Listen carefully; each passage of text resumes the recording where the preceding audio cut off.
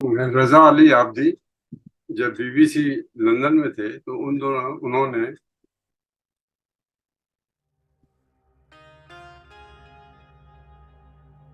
India office library میں بڑی تحقیق کے بعد کچھ مضامین نشر کیے تھے. بعد میں جسے کتابی صورت دے دی گئی اور اس کا نام رکھا گیا کتابیں اپنے آبا کی. رضا علی عابدی. تو آج کی نشست میں ان کی ان کی سرچ کی ہوئی کتاب حملات حیدری پہ بات کروں گا. حملات حیدری دراصل یہ بایوگرافی ہے، آپ بیتی ہے، سوانح عمری ہے جو 1847 میں لکھی گئی ٹیپو سلطان کی وفات کے 50 سال کے بعد. اور ٹیپو سلطان کے 12 بیٹوں میں سے ایک بیٹے محمد سلطان نے، شہزادہ محمد سلطان نے یہ کتاب لکھوائی اور شائع کرائی. کلکتہ سے پہلی شائع ہوئی تھی. اس کا ایک نسخہ، کئی نسخے شائع ہوئے، ایک نسخہ انڈیا آفس لائبریری میں رکھا گیا. تو اس میں سب سے پہلے ان کا حلیہ لکھا ہوا ہے حیدر علی کا، کہ حیدر علی طویل قامت 6 فٹ کے تھے، جفا کش، چست چالاک، میلوں پیدل چلتے اور نہ تھکتے، اور گھوڑوں پہ دن رات سفر کرتے تو چہرے سے تھکاوٹ ظاہر نہ ہوتی تھی. یہ کہتے تھے کہ وہ مکہ معظمہ کے رہائشی ہیں. مڈل ایسٹ آنا ہوا تھا. سب سے پہلے وہ پنجاب میں آئے تھے ملازمت کے لیے، پھر روزگار کچھ عرصہ کرتے رہے، سپاہ گیری. پھر مدراس میں وہاں کے راجا نے ان کو بلا لیا، ان کو اپنے پاس رکھا. ان کی لاقت دیکھ کر ان کو ترقی دی گئی، سپہ سالار بن گئے. راجا کے انتقال کر جانے کے بعد اس کا جو بچہ تھا، وارث تھا، وہ چھوٹا تھا، لہذا حیدر علی سرپرست بن گئے اور ان کا عہدہ وزیر اعلیٰ یا وزیر اعظم کا ہو گیا ایک قسم کے. اور وہ مدراس کی ریاست کی وہی حفاظت کے ذمہ دار تھے.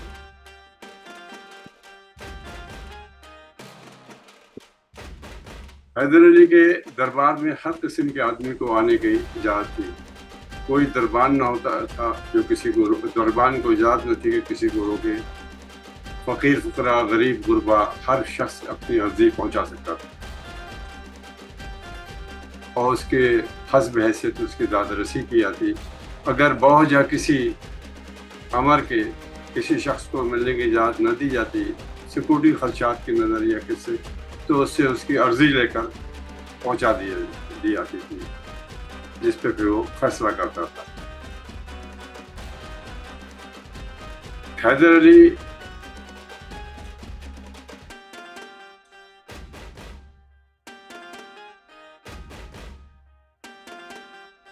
ایک دفعہ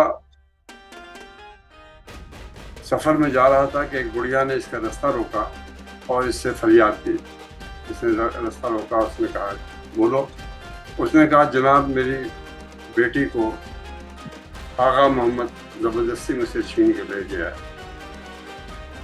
تو حیدر علی نے کہا تو حیدر شاہ تو ابھی 1 مہینہ ہو گیا چلا گیا، یہاں آیا ہوا تھا، ٹھہرا ہوا تھا، تو تم نے مجھے کیوں نہیں بتایا؟ پہلے کیوں نہیں تم نے شکایت کی؟ اس کو تو گئے ہوئے 1 مہینہ ہو گیا. بڑھیا نے کہا جی میں کتنی دفعہ آئی، یہ جو عرض بیگی ہے، درخواست گزاروں کی درخواست لینے والا حیدر شاہ، یہ میری درخواست لے کے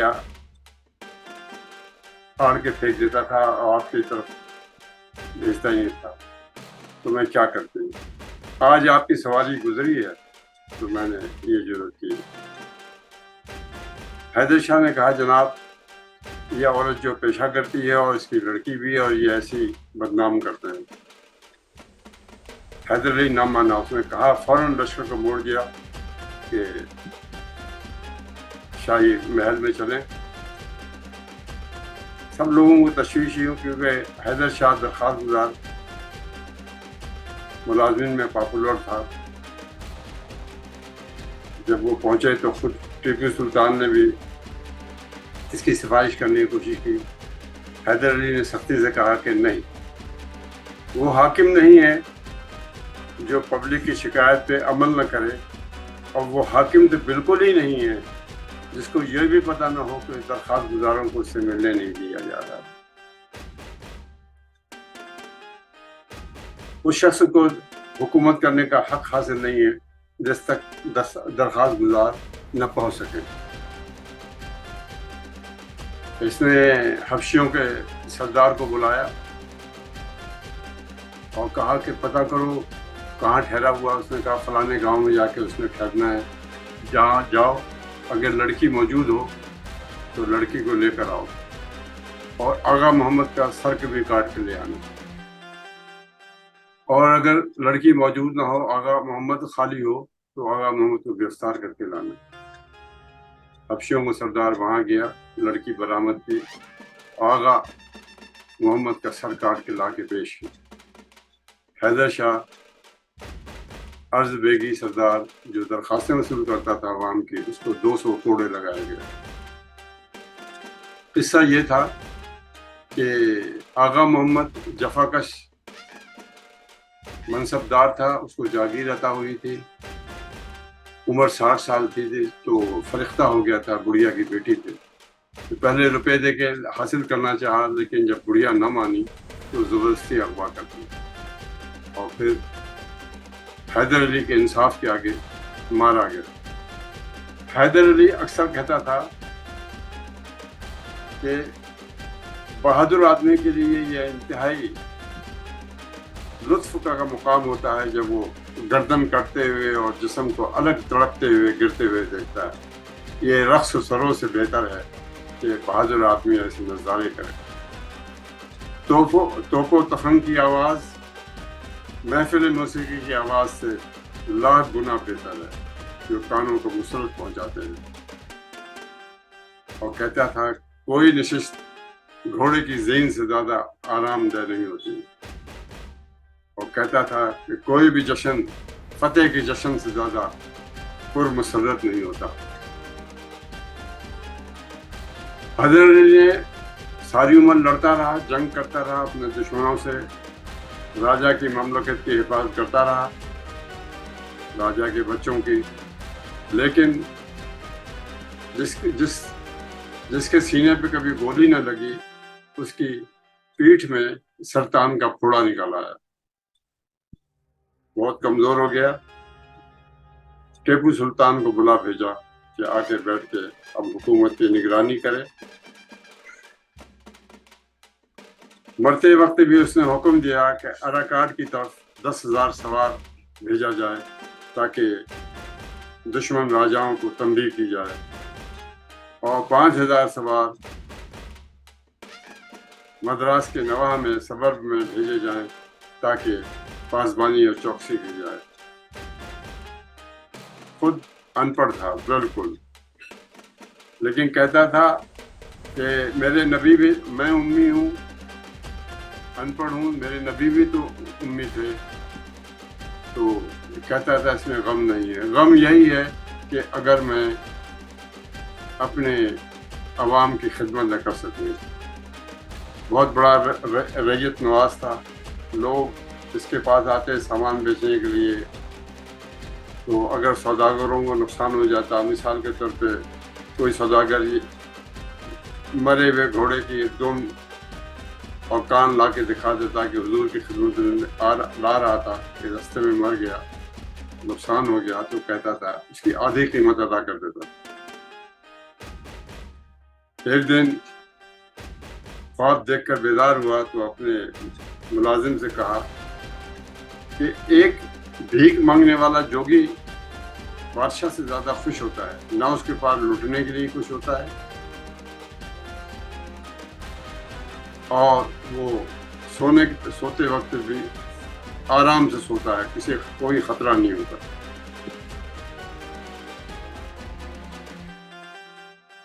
وہ اس بات کا افسوس کرتا تھا کہ ٹیپو سلطان، اس کا فرزند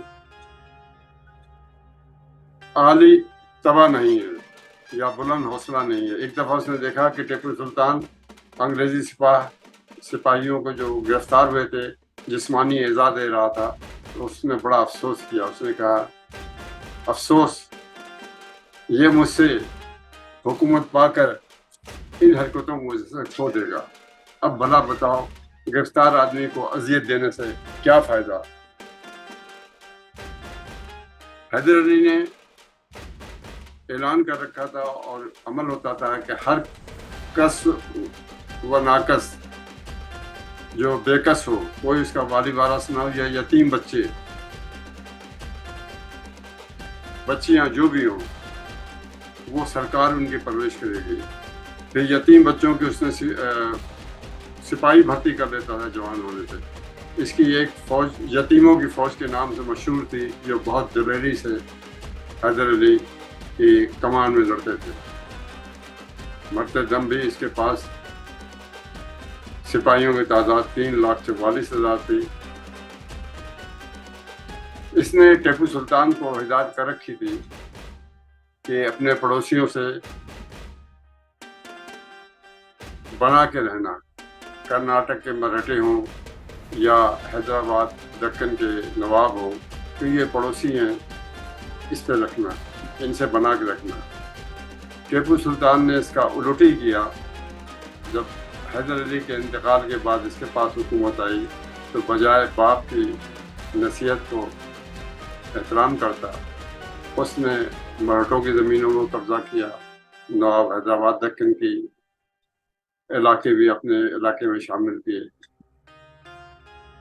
ان وجوہات کے بنا پہ ایسٹ انڈیا کمپنی کو موقع مل گیا کہ وہ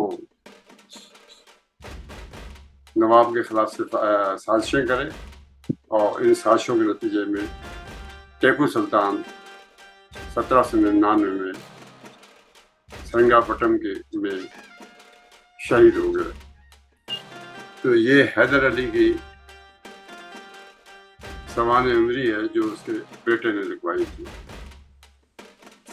subscribe, like, share. Thank you.